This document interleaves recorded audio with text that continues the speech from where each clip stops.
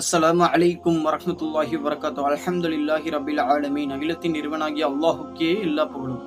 அன்பார்ந்த சகோதர சகோதரிகளே, இன்று நாம் மார்க்கத்தில் பார்க்க முடிகிறது என்னவென்றால், இன்றைய உலகத்தில் நாம் பார்க்கிறோம், மார்க்கத்தில் பல விஷயங்கள் தடையாக உள்ளது, தடை செய்யப்பட்ட விஷயங்கள் பல உள்ளது. அதையெல்லாம் சர்வ சாதாரணமாக மீறி மக்கள் செய்கின்றனர். இதற்கு என்ன காரணம் என்றால், மார்க்கத்தில் போதிய விழிப்புணர்வு இல்லாதது. அல்லாஹ்வை பற்றியான முழுமையான ஒரு எண்ணம் அவர்களிடத்தில் இல்லை. இதனால்தான் அவர்கள் பல விஷயங்களை செய்ய முற்படுகின்றனர். இதற்கு என்ன தீர்வு?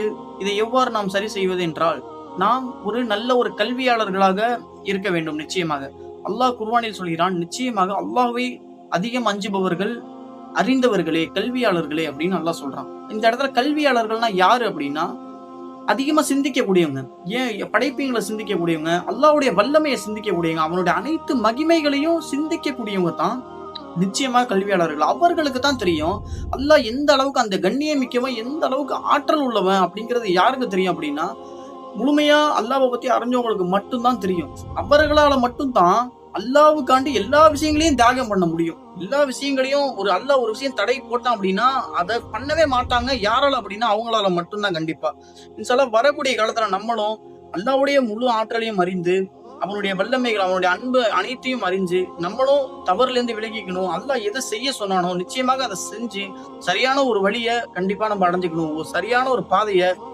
சரியான சொர்க்கத்தை அடைஞ்சு அல்லாஹ்வை மறுமை நாள்ல நம்ம பார்க்கக்கூடிய பாக்கியத்தை நம்ம எல்லாம் பெறணும்னு அல்லாஹ் இடத்துல கண்டிப்பா நான் துவா செய்யறேன். அதே போல இன்னொரு விஷயம் என்ன அப்படின்னா, நம்ம நம்ம சிந்தனைகள் சரியாக இருக்கணும். அப்பதான் நம்ம சரியான ஒரு சிந்தனையை எல்லா இடத்துலயும் முழுமையான சிந்தனையை செலுத்த முடியும். ஆழ்ந்த சிந்தனை எல்லா இடத்துலயும் இருக்கணும். இதனால நம்ம என்ன பண்ணிருக்கோம் அப்படின்னா, ஒரு புத்தகம் ஒண்ணு எழுதியிருக்கோம். ஆழ்ந்த சிந்தனை பல உதாரணங்களை கொடுத்து இந்த புத்தகத்தை எழுதியிருக்கோம். மிகவும் ஒரு 60 பக்கம் 60 70 பக்கத்துக்குள்ளேயே எழுதி முடிச்சிட்டோம். ஈஸியா எல்லாம் படிக்கணும் அப்படிங்கிறதுனால இன்ஷால்லா விரைவில் இதை வெளியிடுவோம். கண்டிப்பா இன்ஷால்லா எல்லாம் படிங்க. ரொம்ப யூஸ்ஃபுல்லா இருக்கும். நம்ம சிந்தனைகளை எவ்வாறு நம்ம செலுத்தணும், எவ்வாறு இருக்கணும், உலகத்திலையும் எவ்வாறு நடந்துக்கணும், மார்க்கத்துல எவ்வாறு இருக்கணும் அப்படிங்கிற மாதிரிலாம் நம்முடைய சிந்தனை அதையும் வளர்த்துக்கலாம். இன்ஷா அல்லாஹ். அஸ்ஸலாமு அலைக்கும் வரஹ்மத்துல்லாஹி வபரகாத்துஹு.